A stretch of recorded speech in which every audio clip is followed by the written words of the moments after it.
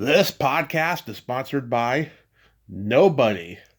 Hey dudes, welcome to Splat from the Past, the only 80s themed horror sci-fi show where things can get totally radical.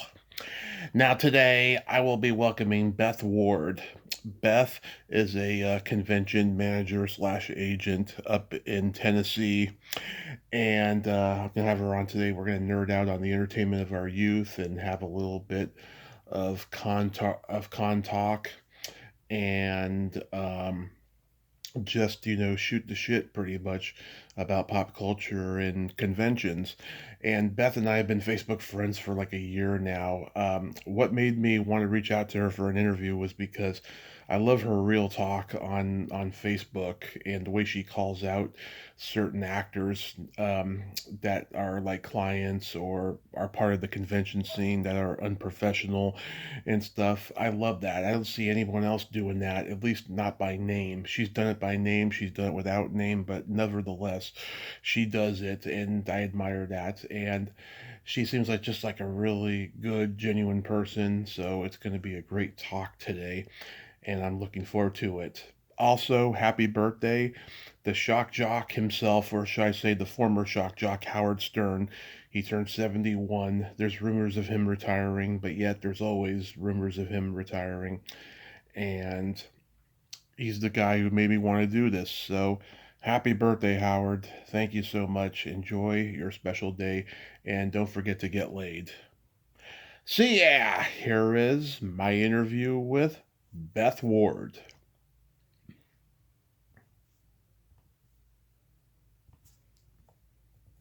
Hey, Beth, welcome to the show. How are you today? I'm doing good. Can you hear me okay?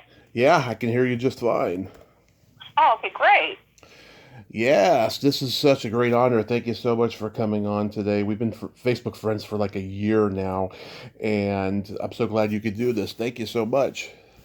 Oh, it's no problem at all. Sorry it just took so long to get it done because being having COVID for the very first time back in December did not make anything easy. Oh, I had it in July. Oh, God, that was the worst. I never thought I was going to get it. It was awful. Man, I felt like I was dying like the second Sunday of December. Never thought I was ever going to catch it, but anyway. So, going back in time, do you remember the first movie that impacted you as a child? Oh, let's see. I'm trying to think for what I can remember. Um, Movies. Well, it's hard to say. Because see, I was born in '85. I don't really remember much until I started watching like TV shows when I was like 7 or 8. I'm trying to think. Movie wise, yeah, I don't know of any movies as a child, depending on age. But if you think about it in movie terms, that I do remember the first Mary Kate and Ashley movie they did, that Christmas movie, and Uh-huh. because I would watch Full House and everything, so that was like one of the first movies I ever remember watching that I can remember. But then I saw Jingle All the Way. That was one of the very first movies I ever saw in the theater besides the first Power Ranger movie. So I'm just going to say, movie-wise, it's probably going to say that Christmas movie, Mary Kate and Ashley's, where it had Rhea Perlman in it. Oh, yeah. Where they're going to go see their grandparents or whatever. Yeah, that movie. So, yeah, that's one I definitely remember watching as young as I could. The only Olsen twins movie I ever saw was It Takes Two. Oh, that's another good one I really like as well. Yeah. I liked all of their movies. Yeah, that was the only one I saw, and I remember that one very well. Steve Guttenberg was in it, and Kirstie Alley was in it. Yeah. Now I was brought up to not ask a lady how old she is, but for generational context, I'm 41, going to be 42. How old are you? Well, coming this September 28th, which this also happens to be Karen Ashley from Power Rangers' same birthday, and Hilary Duff, Mm-hmm. I will I think I'm going to be officially 40 this year. Nice. So I'm still technically 39. Okay, so you're just a couple years younger than me. Yeah, Back to the Future impacted me from the get-go. My parents used to let me look at their yearbooks, and I always had that fantasy of going back in time and seeing them in high school and finding out why they're so fucked up and I'm so fucked up, you know? Oh my god. My brother is a huge Star Wars, Star Trek, and Back to the Future fan, and he's 5 years older than me. So, My yeah. my brother's 9 years older than me, and so like a lot of stuff I like is because of him. He was into Star Wars. He got me into that. He had all the teen sex comedy movies on HBO that he taped, like Animal House and Porky's, and then he had a weird obsession with medieval sword and sorcery epics like Kroll and Highlander and the Neverending Story and Labyrinth and Oh Tron man, and Labyrinth gave me nightmares. really. Yeah, I don't know why, but that movie and The Stand are like two of the movies that gave me severe nightmares. It's funny. That movie never scared me. I was never frightened of it. I just loved it. I was obsessed. I wanted to watch that one over and over again. It took me years to appreciate the other ones that I mentioned, but like Labyrinth, I love that one. I can just go back to that one anytime. It takes me back to when I first saw it. Oh my goodness. It's fantastic. And there are scary moments. Yeah, I mean there's like the hands, there's like those little furry guys whose heads come off. You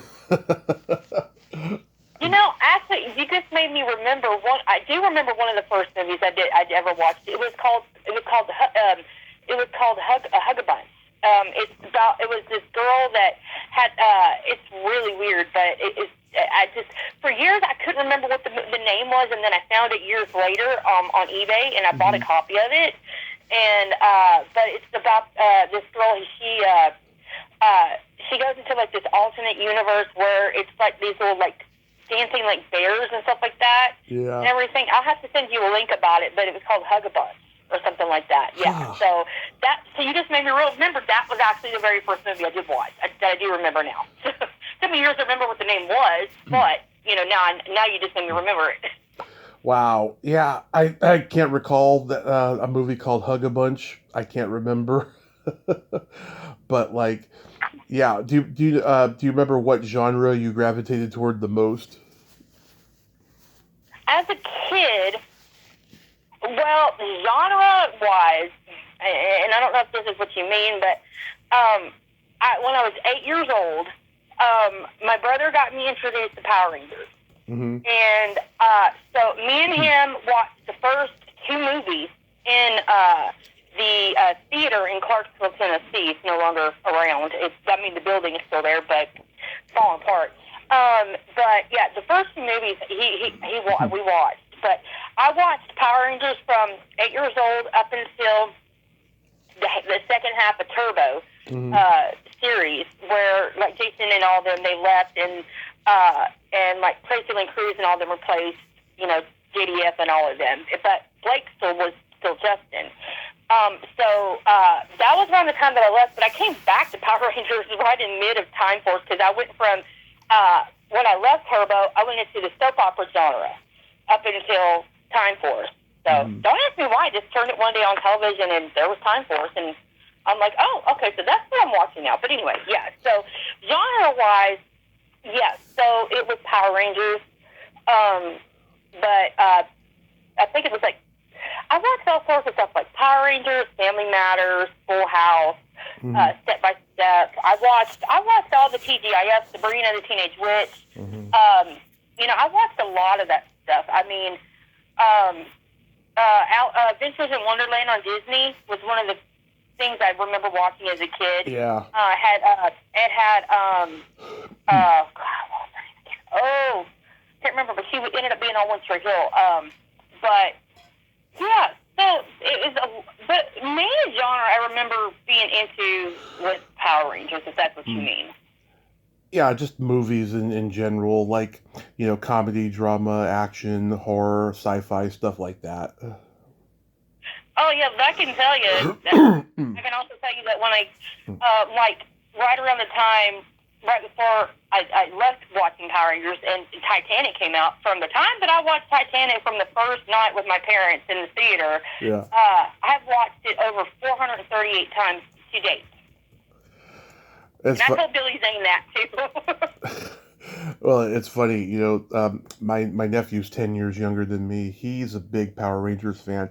I just, I don't know. I never got into Power Rangers, but I do appreciate how original it is. When I see it now, I think to myself, this really has no origins, like in terms of like ancestors. Like, where did this come from? It's pretty original.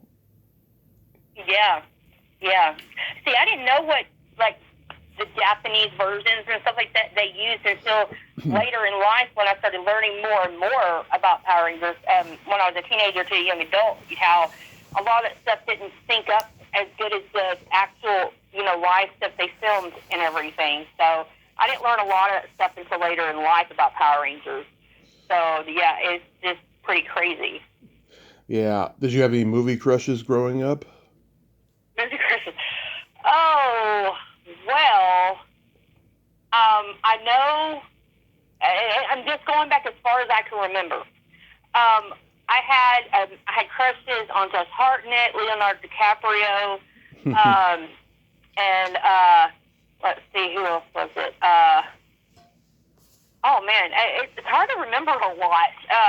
But I just know that when Titanic came out, like half of my wall was Titanic stuff, and mostly Leonardo DiCaprio, and the other half it was Days of Our Lives stuff. And so, the proper crush I actually had was on Jason Cook. I can't believe I'm admitting that, but I had already told him that before when I met him. So, and when I was in California for a Days of Our Lives event, so I was like, he was one of my main crushes because he's only about 5 years older than me. Yeah. And I didn't know that at the time when I started watching, so I just thought they were all my age. So Jason Cook was one of my celebrity crushes, movie crushes, but yeah, Josh Hartnett was one of them.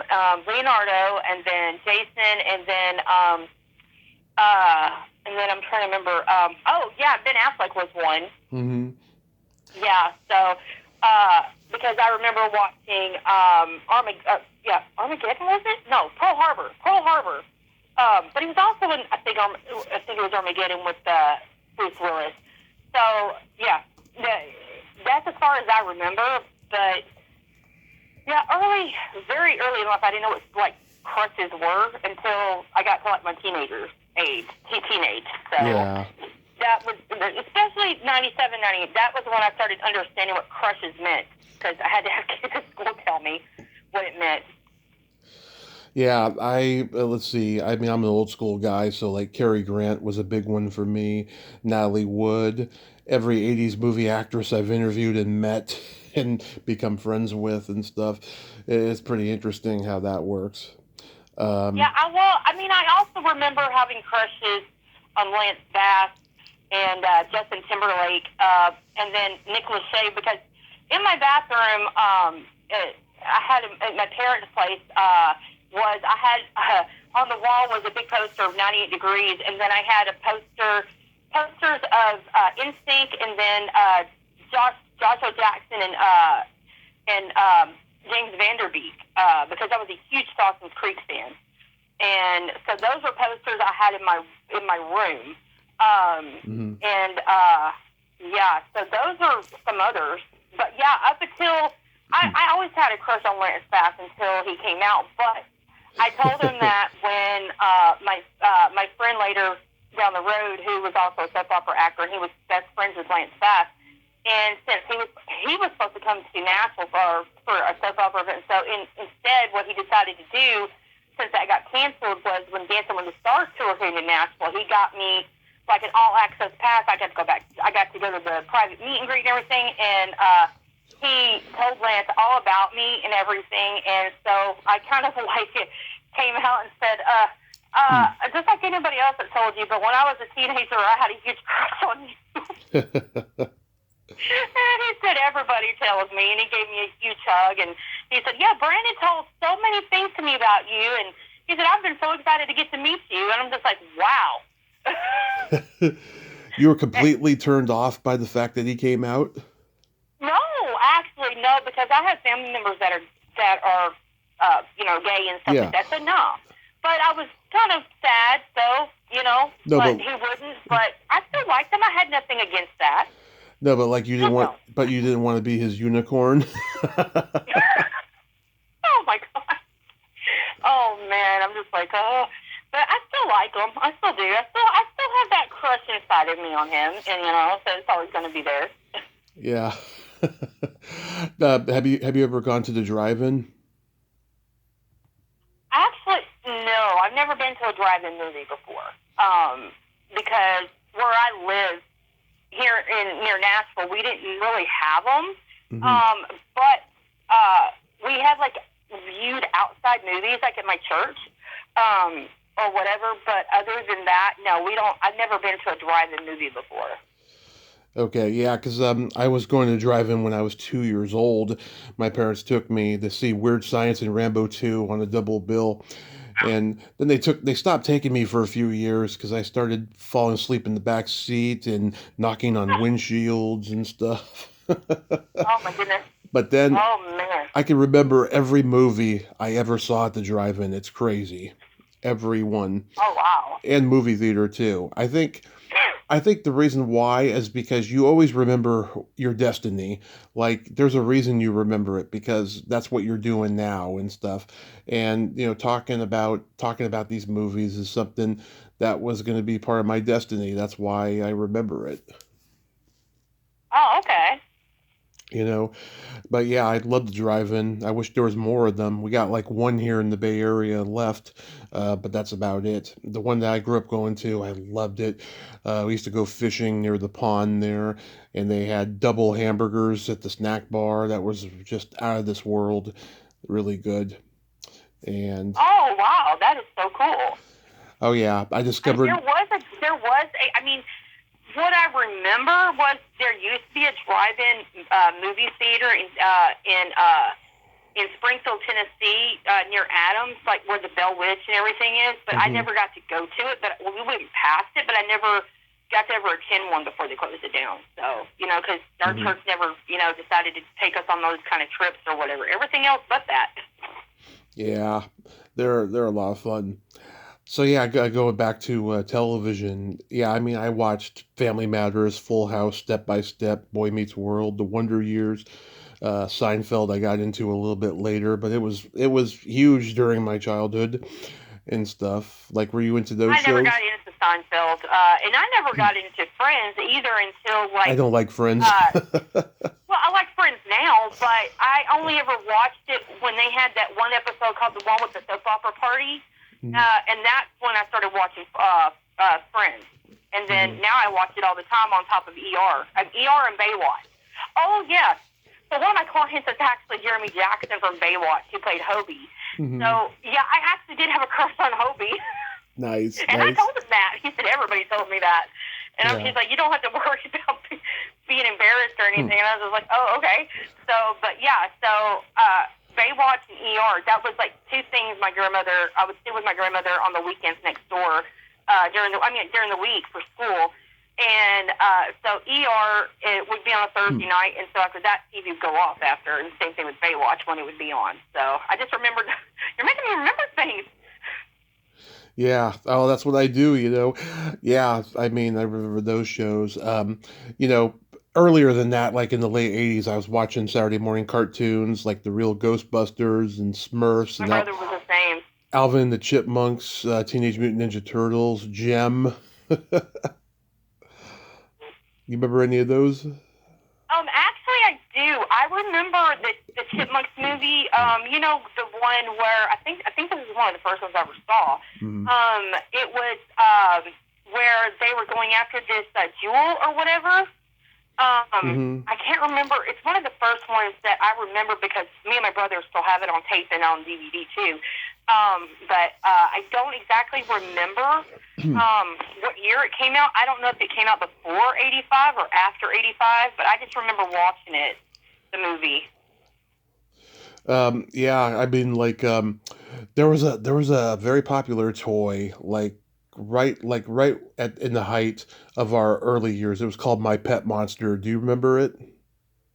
I've heard of it. Yeah, this furry blue monster with snaggled teeth. He's got handcuffs on, which I think is very interesting that they gave that as an accessory and not something else. It's almost like they're telling kids, here's your future. You're going to go to jail or something. It was really weird. They did a 45-minute Canadian like movie featurette for kids to get on video, like right when it came out. And I actually know one of the kids that was in it. She's a very popular voiceover actress now from Canada, Alison Court. Have you met her? No, but she was Lunette from the Big Comfy Couch. Oh yes, yes, That was big. one of my favorites. I I didn't always watch. wanted a Molly Dolly, and I never got it. I never watched that show when I was a kid because by the time that came around, I was, way too old and stuff. But yeah, she told me that she used to sing this belly button song, and stuff like that. Yeah, I mean, I Oh, and I watched. remember that Chipmunk movie I was talking about. It's called The Chipmunk Adventure. Yes. 1987. Oh my God, I can't And believe I brain farted on that. That was like one of my favorites. that was the one I was talking about. I was talking about they went on a hot air balloon race around the Yes. world while their guardian David was on a trip, knowing that they're covered for a diamond smuggling ring. So yeah, that was the one. It came out in Diamond 1980. I was dolls. about 2 years old. Yes, Diamond Dolls. Yeah, and with the girls of rock and roll. Yeah, I know all the songs in that movie. I love them. You know. Oh, Goodness. here's an anecdote most people don't know. Mrs. Milner is singing a couple songs in that movie. Those songs were written by Ross Bagdasarian's father. He was a songwriter and he wrote those songs. I told the witch doctor I'm in love with you and come on in my house. Yes. Those are Ross Bagdasarian Senior's songs he wrote. Oh my gosh, I did not know that. Yep. I found that out in the last couple of years. I was trying to get Janice Carmen to come on here and celebrate 35 years of the Chipmunk Adventure, but I wasn't successful at it. And I was just reading up on the movie and stuff, and I did not know that. I thought that was so cool. Um, like I watched, did you watch children's programming on PBS, like Mr. Rogers and Sesame Street and stuff? Oh yeah, of course I watched all of that. I used to watch Mr. Rogers on PBS. That was one of the things, many things I would watch when I was a kid. When I didn't want to go to school and I'd fake being sick. Like I'd watch that, and then I'd watch Allegra's Window and Eureka's Castle, and what was the other ones? Gullah Gullah Island. I heard there's some kind of like movie coming out about it through the family. With Simeon and stuff like that. I watched all of that. And of course, this is going to still be stupid to a lot of people, but I watched the original Barney when he was purple as can be in the late 80s. Oh God, I never liked Barney. My nephew did. I was never into Barney. I have my original tapes my grandmother bought me when they came out.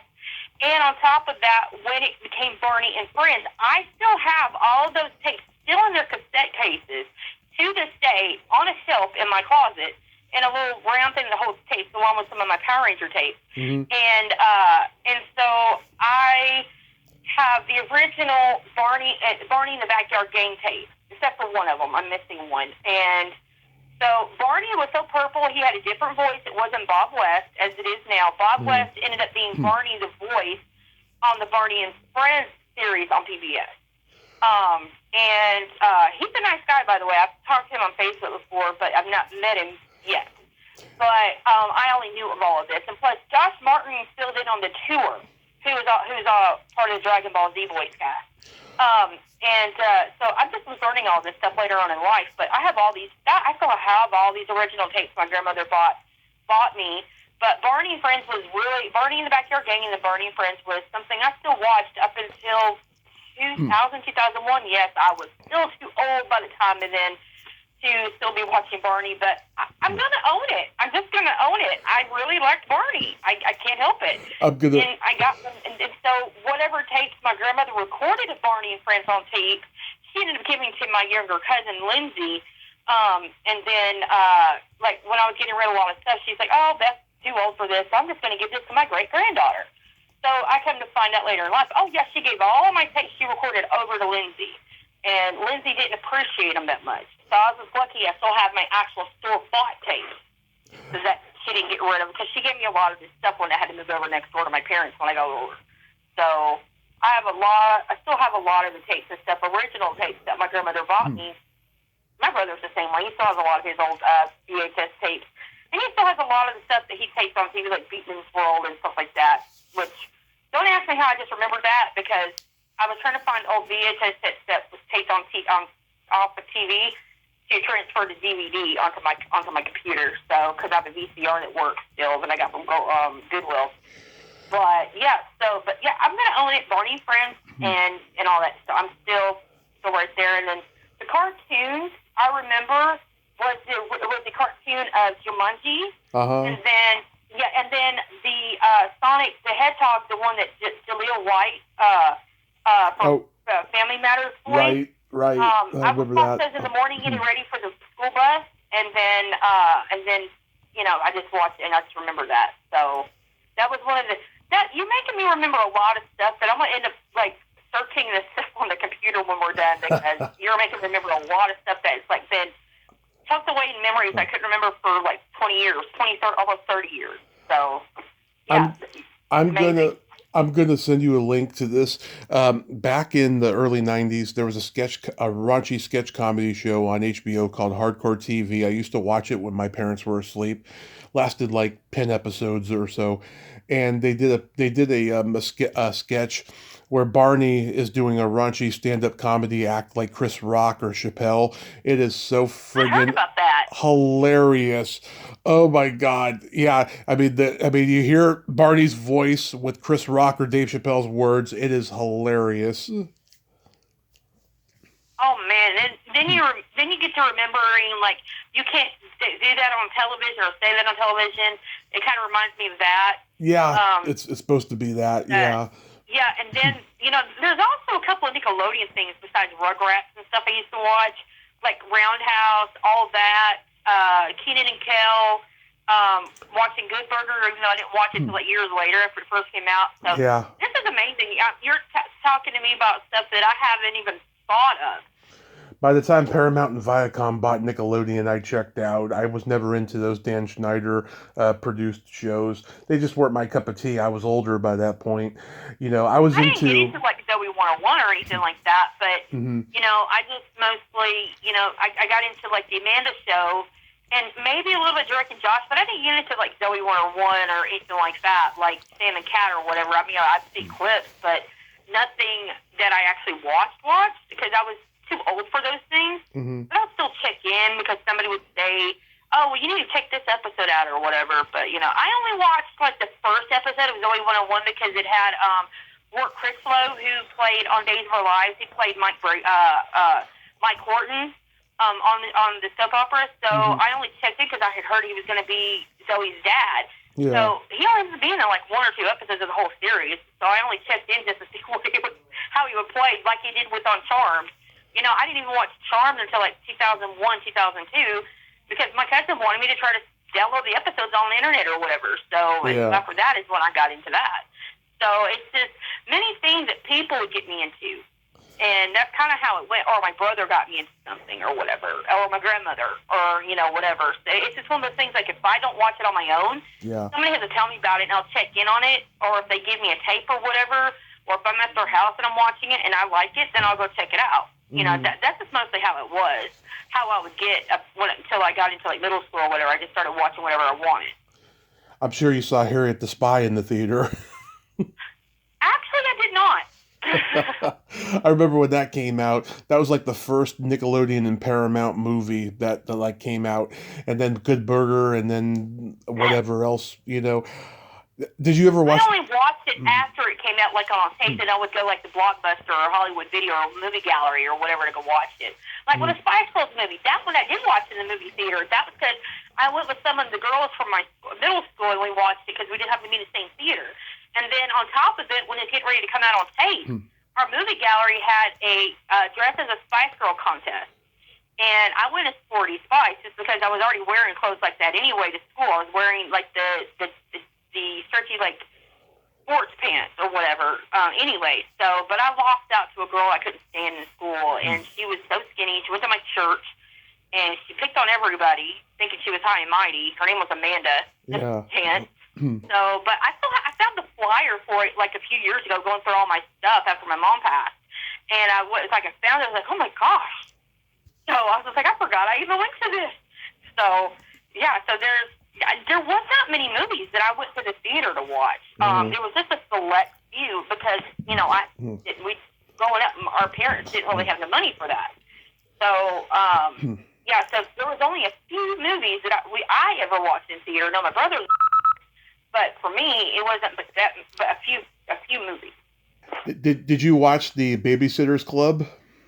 Oh my gosh, yes, that was one of the few I remember watching, because it was only like one season.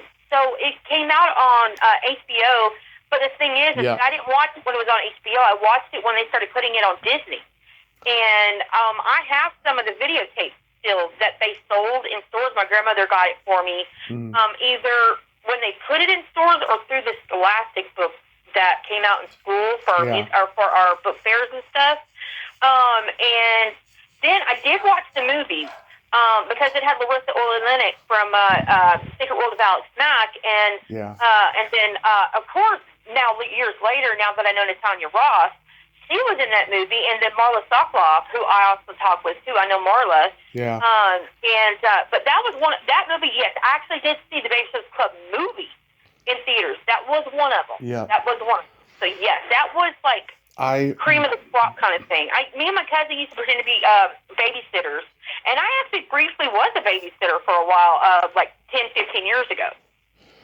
I interviewed one of the girls from the TV show last summer, and she told me not to release it, which is a whole nother story. But she told me why the show only lasted one season. It was because they grew over hiatus, and they didn't want to start over with new girls. So they were just like, okay, we got 13 episodes. Let's play them to death on HBO. And that was that. So oh my gosh. That's why that only lasted. And there was another show I watched. Do you remember Encyclopedia Brown? I heard of it, but never watched it. That was also reran to death after 10 episodes. And the reason why that show got canceled was because the guy who produced it, who also owned the rights to the book, to the book series, he was an illegal immigrant, and he got deported. And Savage Steve Holland, who was co-producing the show, the guy who made Better Off Dead and One Crazy Summer and How I Got into College, he didn't want to continue on without him. So HBO reran both of those shows after being, canceled for very strange circumstances. Can you believe that? Wow, that is crazy. I mean, I was trying to think of, there was a couple other TV shows that I also watched, but I'm trying to remember. There was Arthur. Besides the Big Comfy Couch, I watched Zoom. Yeah. And actually, a friend of mine, his name is Dustin. He was actually friends with Zoe from Zoom. Mm-hmm. Because they didn't live too far from each other. I didn't ask him recently. He's still talking with her, but that was one of my favorite shows. And I remember I learned how to make like the zebra cake, zebra ice cream cake from that. Mm-hmm. And then I also watched Pappyland. Oh man, I rode into Pappyland and drew something one day, and I mailed it to Pappyland to try to get it on TV. But Pappyland and Arthur and Zoom, being PBS, aside, like we were talking about Mr. Rogers and stuff like that. And, those were my shows. I still like Pappyland. I'll go on YouTube and I'll watch some of the episodes. I'll be like, oh my gosh, I remember that episode. Oh, I remember that episode. I'm like, oh, I remember drawing that. Yeah. I was like, this is crazy. Oh my God. Do you remember Ready or Not? Actually, I had heard of it growing up. When I was a teenager, but I never watched it. I ended up getting into some kind of group for the two girls from Ready or Not, but I never watched it. Thank you, because whenever I mention that show, they've never heard of it. I'm like, what? And these are like people the same age as me. Like, Yeah, I used to watch Ready or Not all the time. I loved it when it was on Showtime because it was uncensored. But then when it went to Disney Channel with Babysitter's Club, I was like, this is not a show that's appropriate for the Disney Channel. It's all chopped up and it's not the same as it was on Showtime. Well, what about the original Degrassi Junior High and Degrassi High? Now, I never watched any of this until after the Degrassi The Next Generation came out because I started watching that along with Distant Star. And I wrote many times and got an autograph from the cast of Degrassi. In fact, I just met Pat Mastroianni, who actually I knew years ago on the internet because he had sold scripts and stuff, and I bought one. And he just happened to have been at Smoky Mountain Fan Fest this past year. He actually helped me check the oil in my car because I had to drive 5 hours to get there. But yeah, I got into Degrassi Next Generation and found out years later my really good best friend, Marilyn, she worked for the first 3 seasons in the production office. In fact, sometimes you watch like the credits, you'll see production assistant or something like that, and it'll have her name pop up, and I'm just like, I get to watch because that's my best friend's name right there in the credits. and everything, because she used to work. Because she lives in Canada. So, and Little Bear. Well, there's another one, Little Bear. Mm-hmm. I watched that, and the only reason why I'm mentioning that is because not only did I love that show, even though I was a little bit too old for it, but my friend and client Kristen Fairley was the voice of Little Bear. Mm-hmm. And so I get to say, I know her. She's awesome. She was Little Bear. I was a little too old for that show, but I got to watch it, and I know her. And she is absolutely so nice.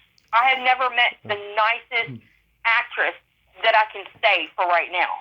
But she is really, really nice. And she's only like, I think, my age or a year younger or a year later. Mm-hmm. But she's really nice. Did you watch MTV shows like Beavis and Butthead or like Eon Flux or Daria? I watched Daria. I watched Beavis and Butthead. I wasn't supposed to. And I watched Celebrity Deathmatch. Oh, I watched Singled Out. I did catch that. Because Chris Hardwick ended up being the talk show host, the host for Talking Dead when I got into The Walking Dead. Mm-hmm. So I didn't even put 2 and 2 together until I looked his name up one day. Like, why does this dude look so familiar? I looked his name up, and I was like, no freaking way. It is Chris Hardwick from freaking Singled Out. Yeah. And, with Jenny McCarthy, and so I just couldn't believe it. Of course, Boy Meets World, they did like a thing off of that. He ended up being in that episode. So I'm just like, oh my gosh. And I watched TRL. I watched, I can't remember what else used to be on there. I could have possibly watched without getting into Do you remember Fanatic?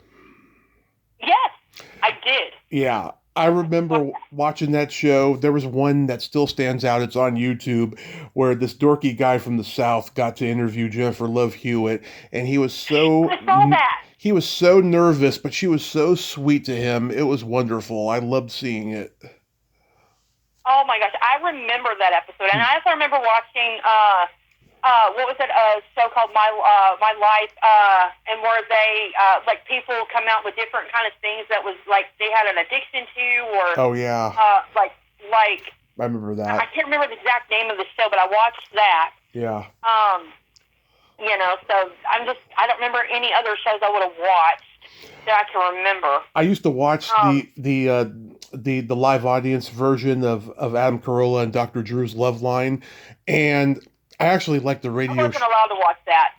Oh, I watched it. I liked the radio show better. I didn't know the radio show until YouTube. Every episode is on YouTube, like literally. And people I've interviewed were on there, talking about their sex lives and giving sex advice and stuff. And it was like in the 90s and 2000s. It's crazy how now, they got podcasts for that. But like back then on the radio, it was pretty bold for its time. Yeah, they did an episode of Dawson's Creek about that with the Busy Phillips and stuff like that. So, I knew who they were, but I wasn't allowed to watch or listen to them, even though I was a teenager. But still, I wasn't allowed to. So, I got into Dawson's Creek right after it ended. It used to be on TBS Superstation. I loved the Breakfast Club episode, and I've interviewed the librarian and the director of that episode, Alan Arkish, who directed Rock and Roll High School, one of my favorite cult movies. I have to talk about Seventh Heaven. I have to tell you this. So, okay. that and Sabrina, I was in Girl Scouts. So when Seventh Heaven would come on in when I was in middle school, my mom, what she would have to do is she would have to take me to Girl Scouts, which was right next to one of the elementary schools we had down here by where I live. And it was in a toddler's daycare, which where we had it. So, because it was always on a Thursday night, because that was when, at the time, that Seventh Heaven would come on. Now, I was a huge fan. I had watched it since day one. So I was like, anytime I had to go out somewhere, it would have to be recorded. And so that's what my mom had to do. She would have to drop me off a little early, get home, be in time to be able to set the recorder on the VCR to record Seventh Heaven on WB. And then, because by the time she would have to pick me up, she had to let it keep recording until I got home. So, and then later on down the road, Beverly Mitchell, she came out with an album while she was still doing Seventh Heaven. And this was like 2007, 2008. She came out with a country album and came to Nashville. It was called CMA Fest by then. So I met her. I was talking with her and other fans on her forum that she used to have on her website. So I told her, I was like, hey, I come to CMA Fest every year. I do this every single year. I said, I come here for the soap opera actors and the country music artists, and then I ended up becoming friends with all these people like Chris Young and everything, because I knew Chris before he even got famous.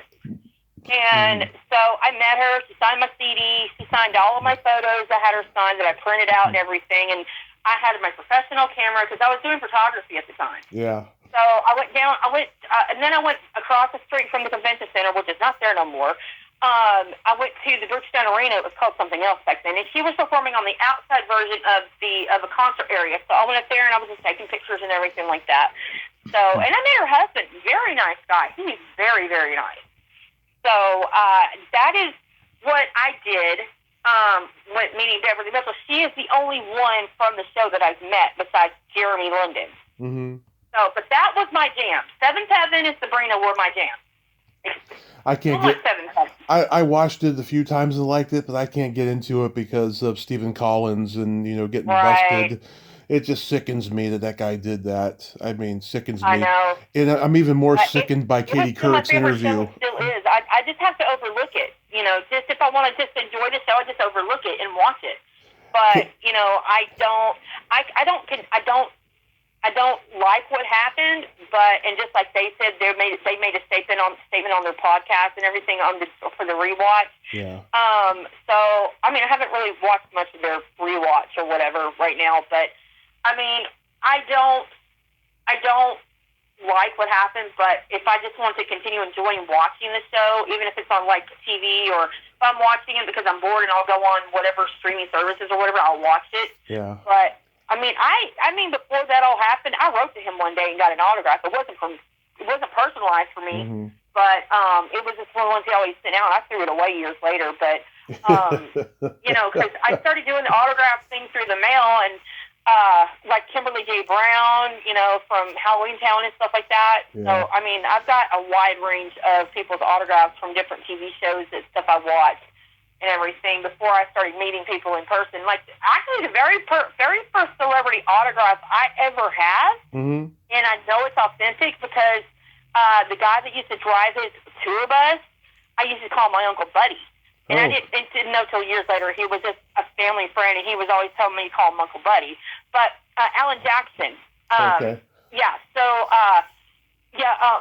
Buddy used to drive for Alan Jackson for about 20-ish years. So he would get us, like, merchandise, T-shirts, and stuff like that. Got us autographs, all signed to us. One for my cousin Linda, one for my granny Martha, and then he got one for me. And then not too long ago, like maybe 2012, 2013 to 2014, he always had a booth at CMA Fest. And so this one year, after my grandmother passed away, I went to CMA Fest and went to Alan's booth, and I ended up meeting Alan's sister, Kathy, I think is her name, and she was like, "How is Buddy doing?" Yeah. And I said, "Well, I just seen him not too long ago at my papa's, whatever, I can't remember what exactly I told her." She's like, "Well, when you see Buddy, tell him that we all said hi and we missed him." She said, "We hadn't seen him in 2 years." I said, "Okay, I'll tell him," and then I did. So, that was the very first autograph that I know of that I still have that was ever gotten or given to me. Yeah, it's awesome. Yeah, getting into music, do you remember the first album that was ever given to you or that you bought? The very first one that I ever bought, well, with family money, of course, like my grandmother, Christina Aguilera. I really wanted her CD, her very first CD, so bad. I was at Walmart, and this is before it was Super Walmart. This was like the regular Walmart. And so my grandmother would stop there mainly for our clothes and stuff, and pharmacy, and then go right down in the square to Food Line and go grocery shopping. But that's how that was. So we were there one day, and I said, Granny, can you please give me Christina's album? She's like, didn't I just get you, NSYNC and Britney Spears a CD not too long ago, or your mom did? I said, come on now, please. And I mean, I had my mother wrapped around my finger.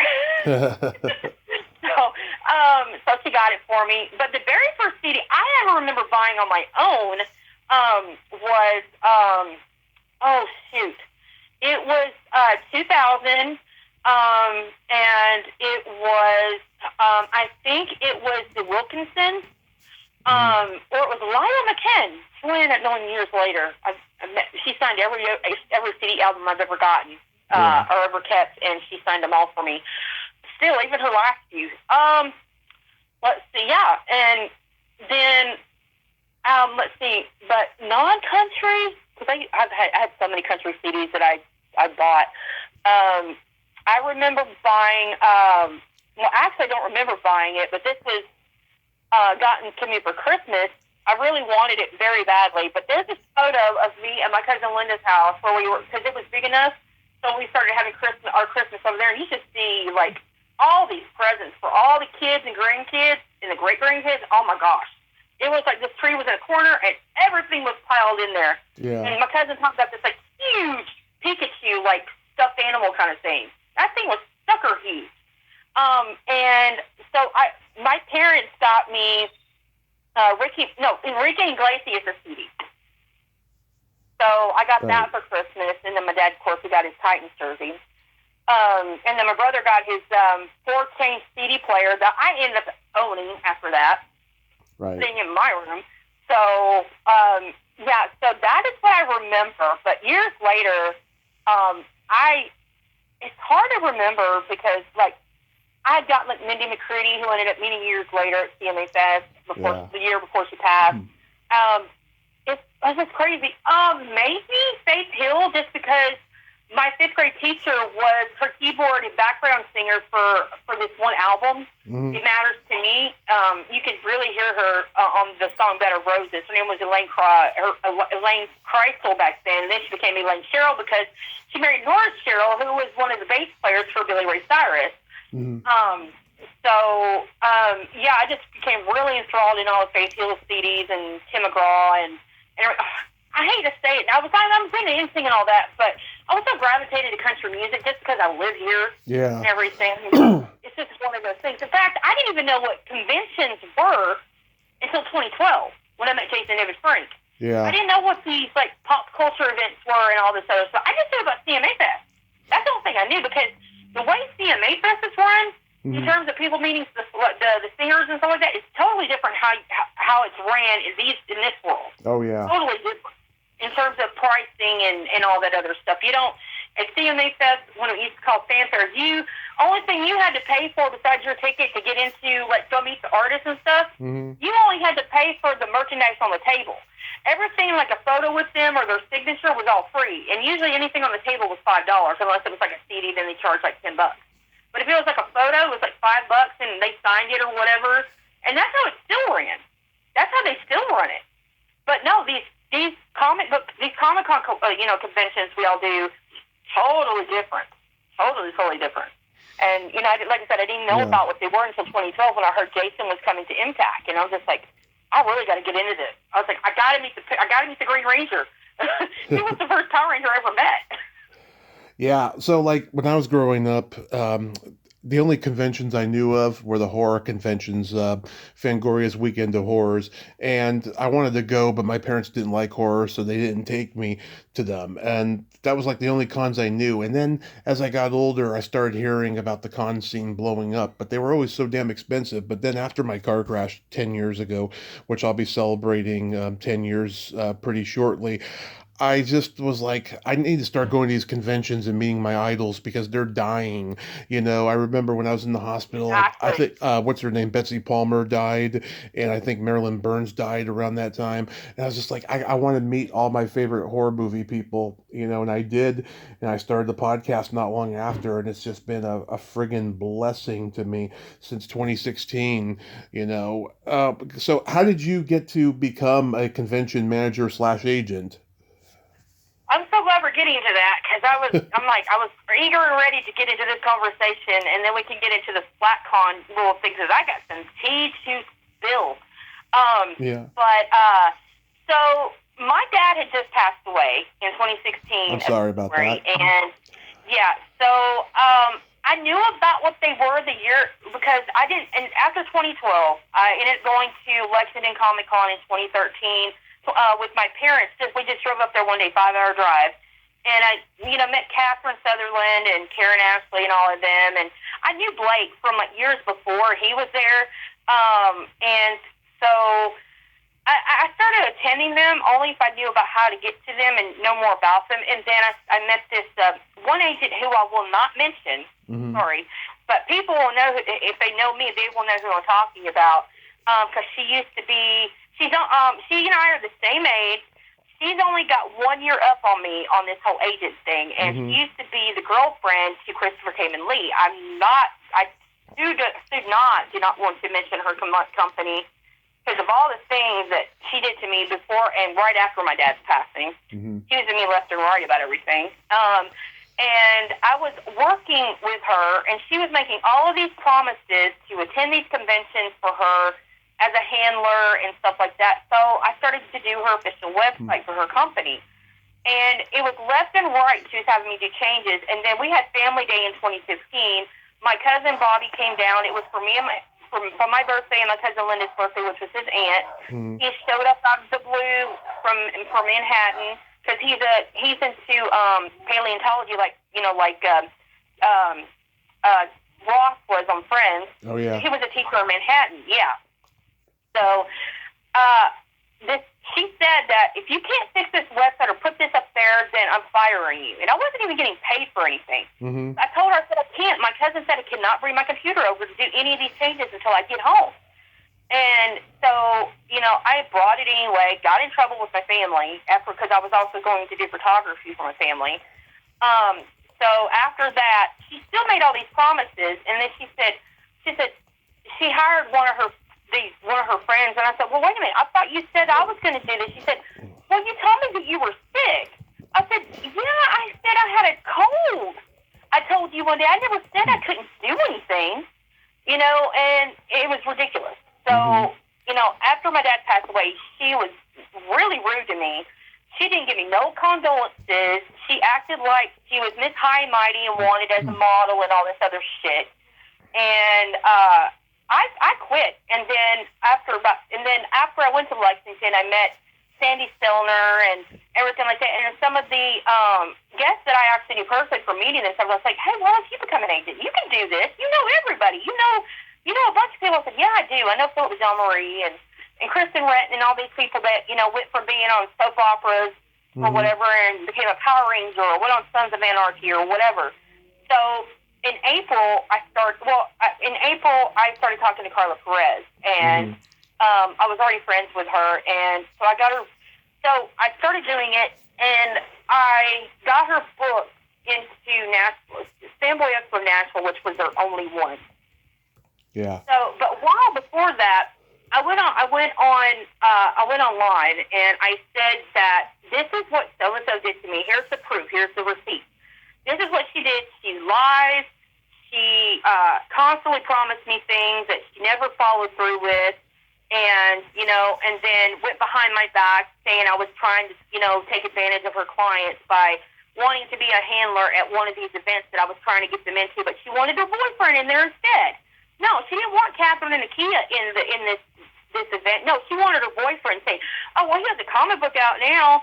And I was like, "No, this is a better thing." I said, "Well, do you mind if I go there and help out as a handler?" And then she's like, well, "No, because you're trying to take advantage of my client or my client and everything." I'm like, "What in the world is this woman doing?" I was like, "What has gotten in there?" And then I come to find out she's done other shit as well. And, there's promoters that still won't work with her. She's lied. It's just ridiculous. And nobody wants to listen to me about this. I would tell them, don't work with this person and this person's company. She constantly lies about it.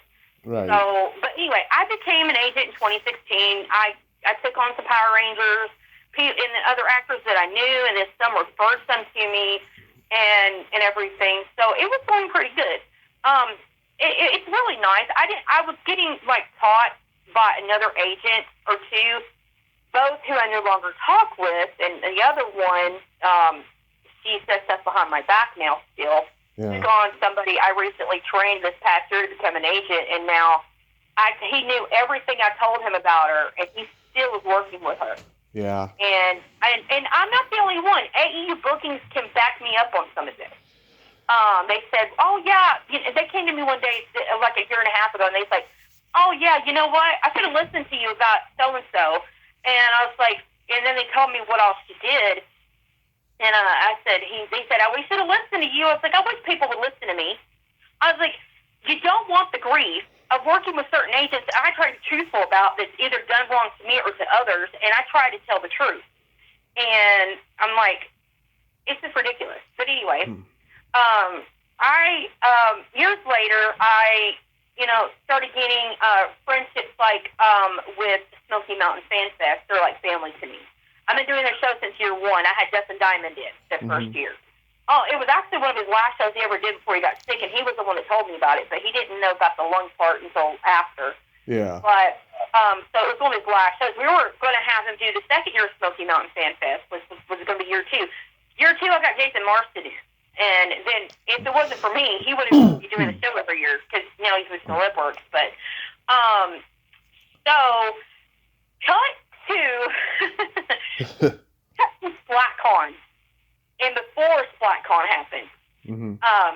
So Nigeria Gardner, I met through the internet. She had just came out with to be an agent.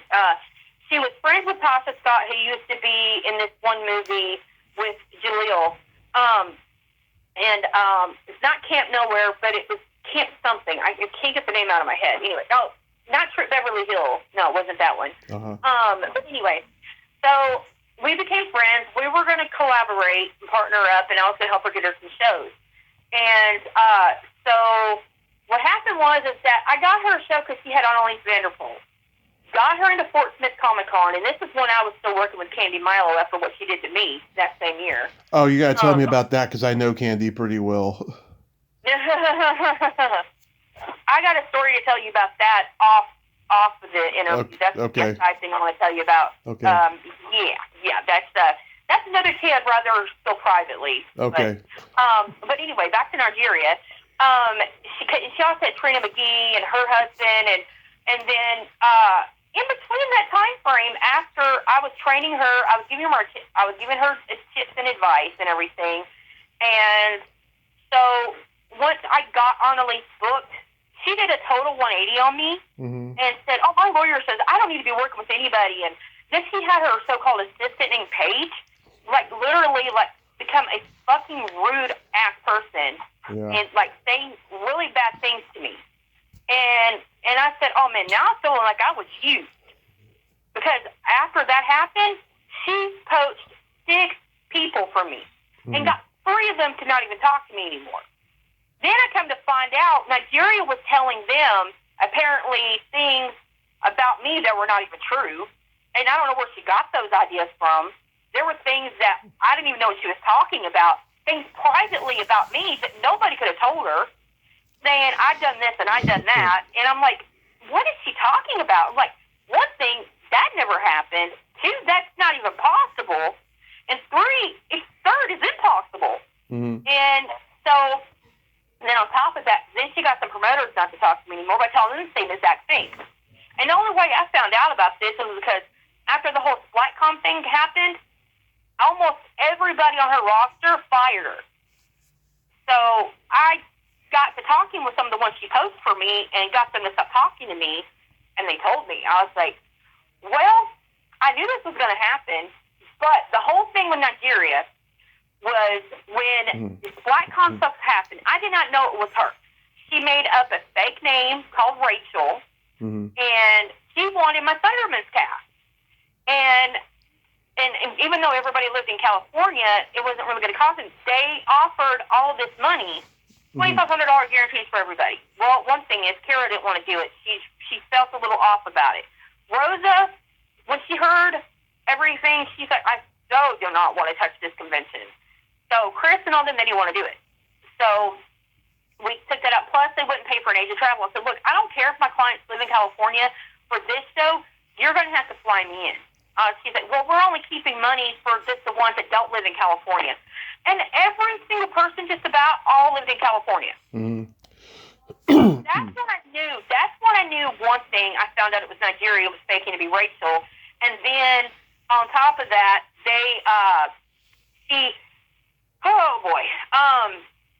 we got that email sent to CESD Talent, which is one of the #1 talent agencies in the world, well, in the United States.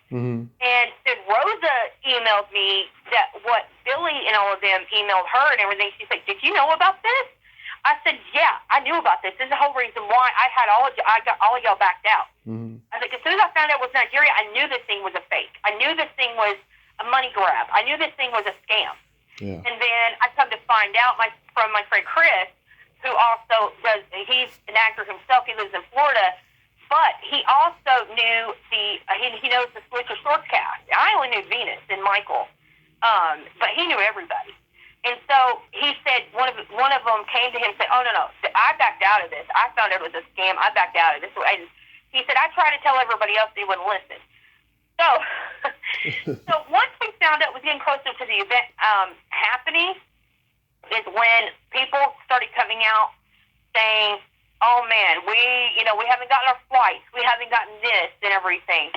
And then after SplatCon came about to being so-called a scam, one, she called me out. She called me out on their social media. She called me out saying that I was calling it a scam and all this other stuff, and it was a money grab. So I was like, okay, so she only called me out, but she didn't call my friend Chris out, because he was the first one it happened to. It's like Fire Island. You know what happened to me after.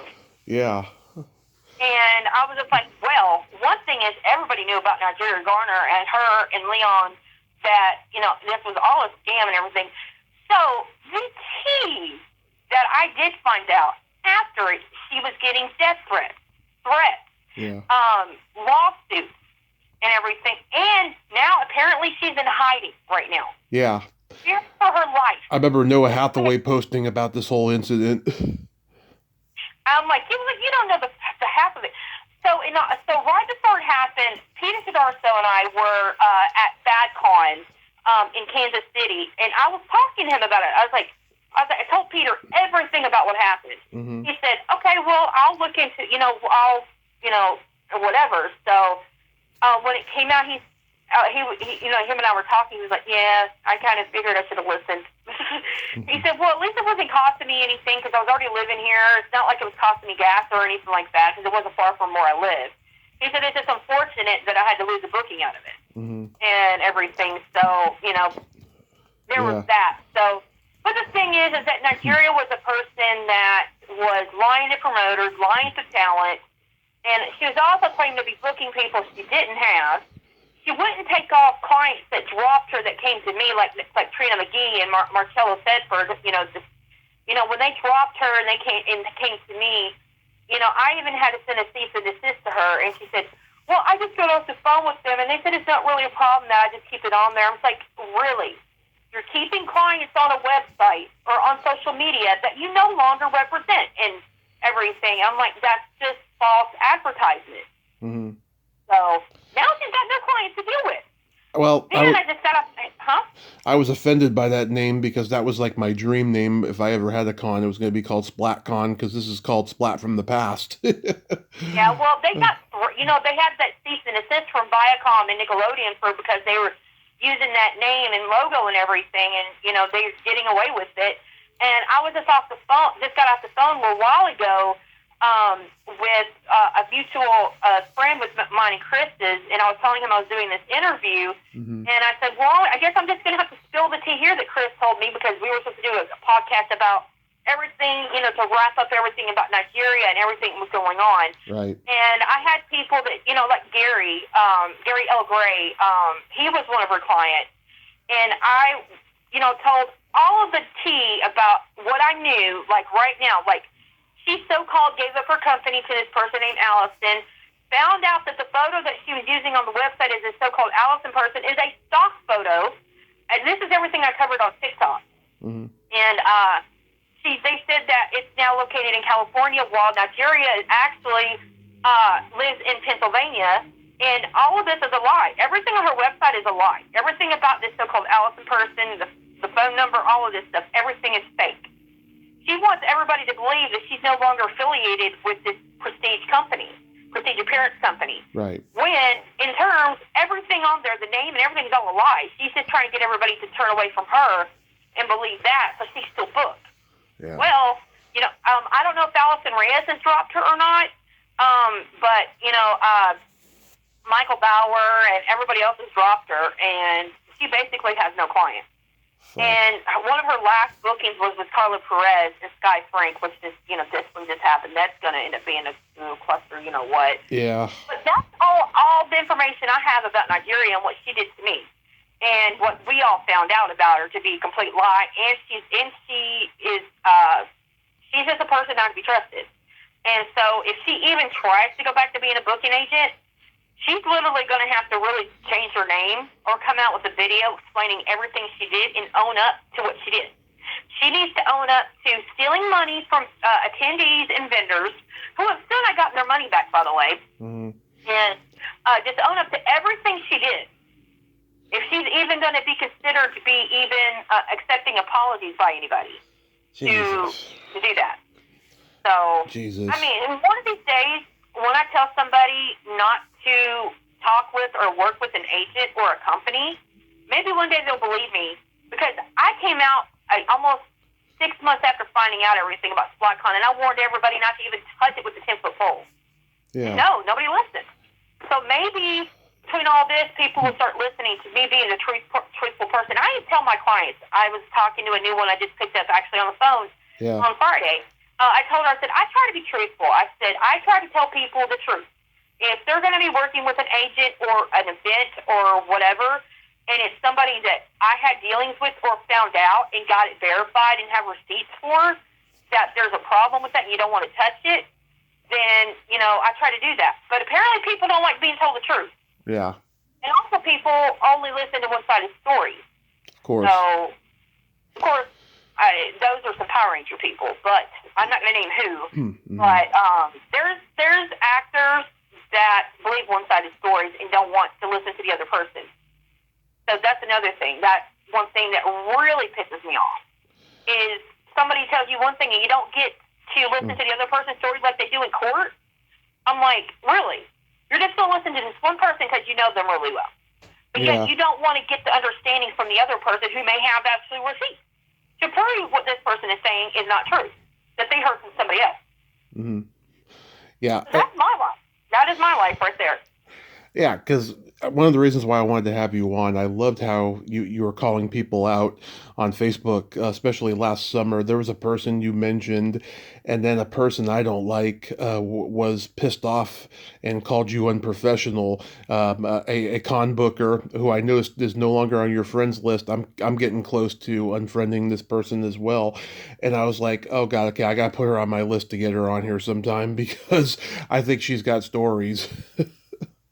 Oh, I got a lot more stories. I could be mentioning people's names. I got receipts and everything to prove it.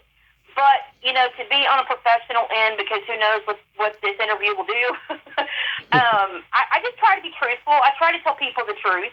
And I try to tell promoters, I try to tell talent the truth when I find out something. But a lot of them don't like drama. And I was like, I understand that. Yeah. But here's the thing is that, they're it's just crazy. There was like an agent that also lives in Nashville who I have actually called out before, but she's also did the same to me. And it's just a very weird situation because what she said about me, I have receipts to prove what she said was a lie. Mm-hmm. And so she still to this day is still telling promoters and talent not to work with me. And I'm like, and when I find out, I have to actually talk with them and be like, hey, like, so-and-so said this to you about me. Well, here's the proof that says she's lying. Here's the receipts. Here's all the text messages. Here's,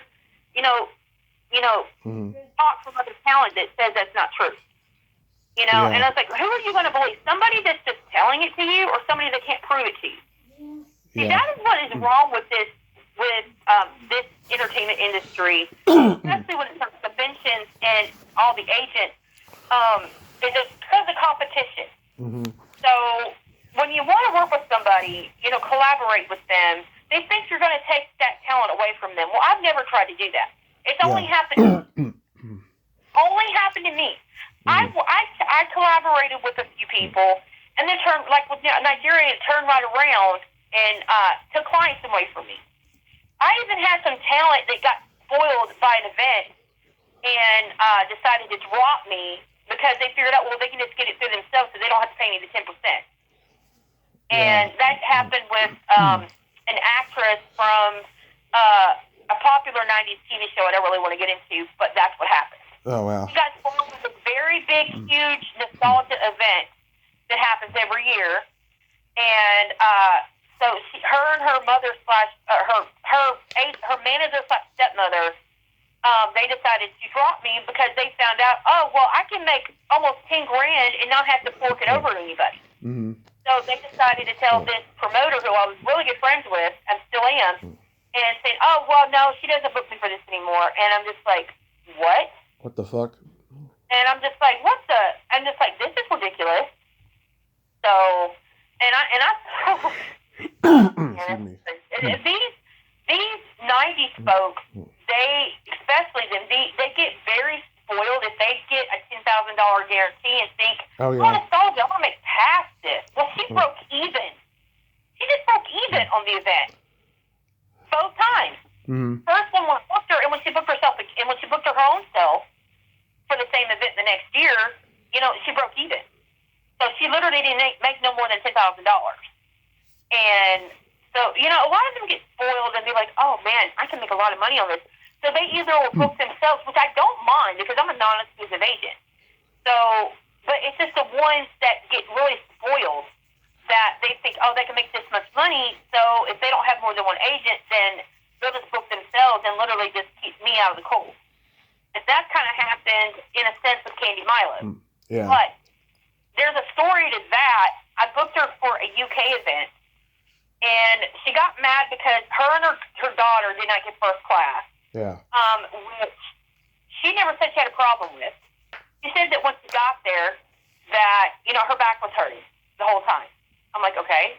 I'm like, who doesn't have a back problem whenever they're flying first class? I don't care how old you are. Yeah. I mean, not for flying first class from California. And the whole weekend, she treated my handler / assistant / who I trained to be an agent, started working with this other agent now that I have a problem with and everything. She started saying things about me behind my back then. And then I come to find out, then she said some stuff to me about him, and I'm like, wow, this woman is crazy. Yeah. And so what happened was right after it, she decided she wanted nothing to do with me, and she canceled all of my appearances I had for her for the remainder of the year, and rebooked them with her previous agent she had. Then I found out they were working together to try to get blocked by the industry. Yeah. So that's what happened. So now, when the whole thing came out about this guy a couple years ago, she dropped him and went to Celebworks. Mm-hmm. So that's what happened. And when I found out she was doing this thing behind my back to get what she wanted and then drop me and go back to the guy that she worked on this plan with, right, agent, I was fucking pissed. So she, when she came back from the event, she said, don't contact me or my daughter. What do you mean your daughter? I never even talked to her. Mm. And, and everything. And I'm like, and then after that is when I found out what all she was doing and what all she planned and did this devious, like a villainous kind of thing. So, Yeah. I hate it when talent are like that. Why can't they be nice as some of my other clients are? Yeah. Why can't some agents be as nice as I am? Why do they have to start, things about me or treat me the way they do when I would be absolutely nice with them in the beginning? Yeah. And then they treat me like that. Now, people are going to listen to this interview, and they're going to be like, oh, I know she's talking about me. I'm going to go say some shit about her.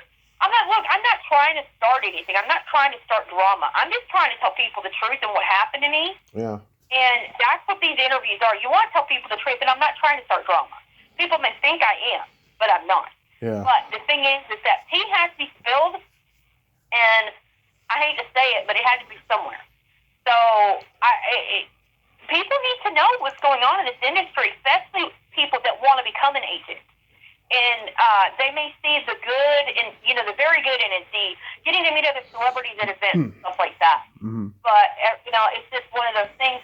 But I'm going to say one of the best events that I do or have worked with every year since I became an agent is Smoky Mountain Fan Fest over by Knoxville, Tennessee. Right. They are becoming one of the biggest conventions now. And they're bringing big name people, and they brought in Kevin Smith last year for one day. All right, yeah. That was amazing. I never got to meet Kevin, but I did get to meet Jay Muse last year. I have. I had already met Jay Muse before. He's a great guy, really great guy. Oh yeah, and I had a Dasa there last year before she just recently became exclusive with Zach Avino, which I'm still trying to find the behind how that happened. Because I don't know if he went to her or she went to him, but and I don't live that far from Adasa. So, but Adasa is so sweet. I love her to death. Yeah. And we had a heart-to-heart about a couple of the other agents she was working with. So she said one of them was like, oh, she said about one of them, she said, I don't even work with this person. She's never gotten me anything. I said, no. She said on the other person, she's like, oh, well, y'all, we became friends before she became my agent and everything. So, but, it was just weird that, she had to say that one thing about one and say one thing about another. And she said to me, she's like, you've been absolutely sweet and nice and everything and whatnot.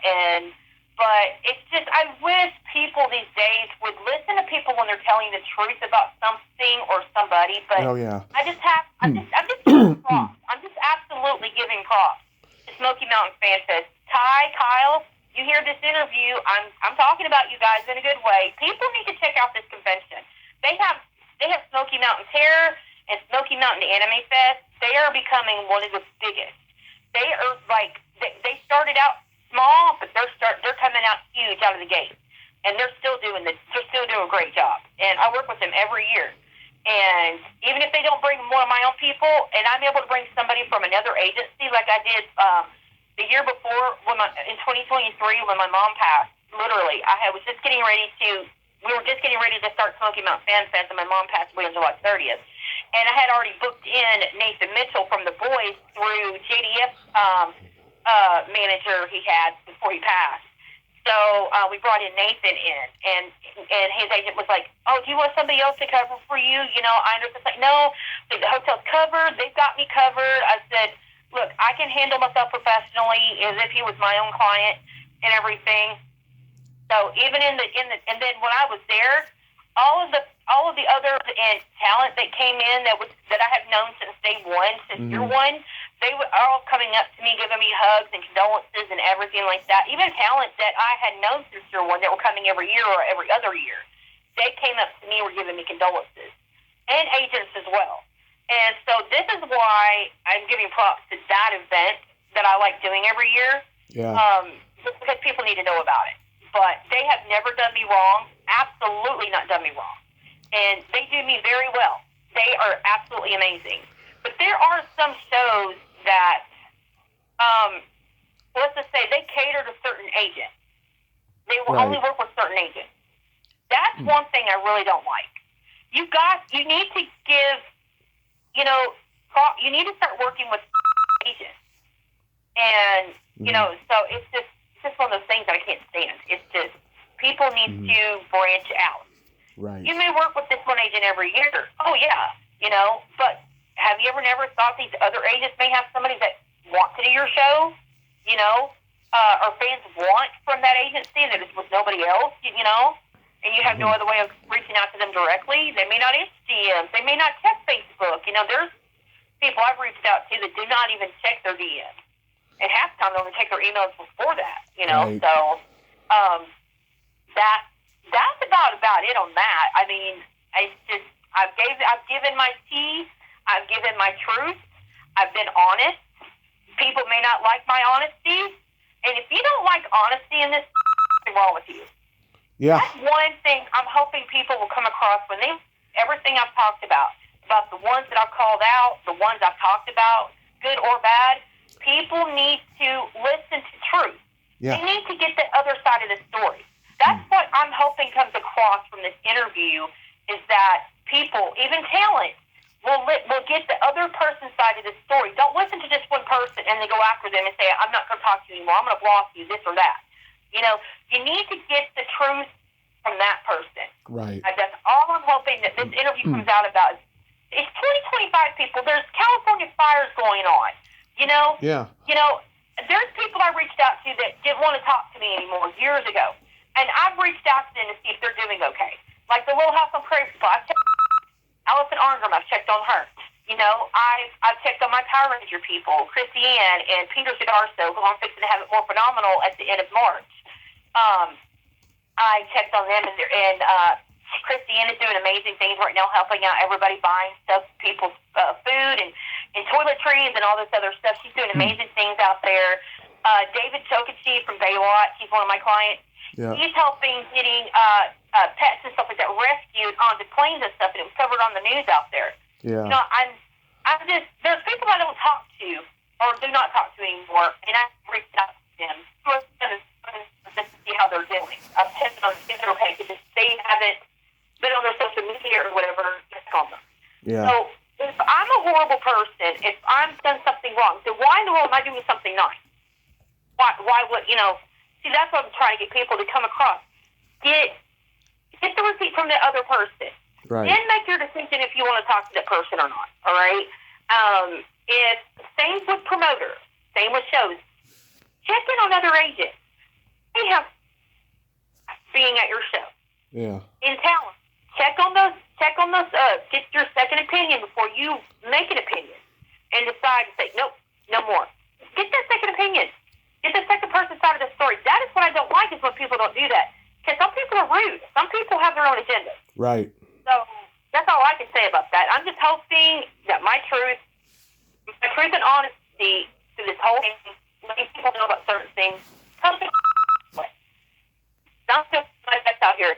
I make for me, and I do collaborate with other agents, everything, and I do collaborate with other actual talent managers that do stuff only for acting and everything. But I do my best. I put my butt out there to promote and mention certain people to get their names out there to certain promoters and everything. Just, I work my butt off for my people. Some people may not think that, but I do. You don't know the everyday side of me. So they don't know that I'm just doing my best out here. Well, I think you're doing a fantastic job, and I got plenty of stories to share with you on Facebook later on, but I want to thank you so much for finally coming on, Beth, and telling all these great anecdotes about the cons and what you grew up on. This was fantastic. Absolutely. I had an amazing time telling you stories and telling you my truth and telling you the truth about certain people and everything. I may not have named names. Some people may know who I've talked about, but there's only so far I'll go on interviews and mentioning people unless I really need to. Right. But I'm just hoping my truth comes over on a good way to let people know, hey, I'm not a bad person. If you get to know me, you'll know that I tell my truth. I'm honest. I do my best. I'm just like every other person. I'm out there trying to tell my truth, and hopefully you'll end up understanding why I try to tell the truth and not make it to be drama. And I'm not trying to make 2025 a previous year in the convention world and just trying to tell my truth alongside of that and with my dog. So I'm just hoping that's what it comes across. And nobody comes across it as me telling on somebody just because I want to just start stuff. I'm not trying to do that. I totally get it, and I think a lot of people out there totally get it as well. You have yourself a great night over there, Beth, and be safe. All right. Thank you, Tommy. It was a pleasure. I really appreciate it. Loved it. Thank you. Bye-bye. All right. Bye-bye. Well, there you have it. Beth Ward, ain't she a sweetheart? Oh my God, what a roller coaster ride, huh? Yeah, I mean, there's so much I could have told her, but it's late over here, it's late over there. It's like, I'll tell her the stories privately. A lot of you people out there have heard them already, but wow. Yeah, that's like the Fire Island of cons, fucking Splat Con. That fucking pisses me off that they were using that name. It really does. Well, until next time, this is Tommy Throwback Kovac saying there's no shame in living in the past because the present sucks. Later, dudes!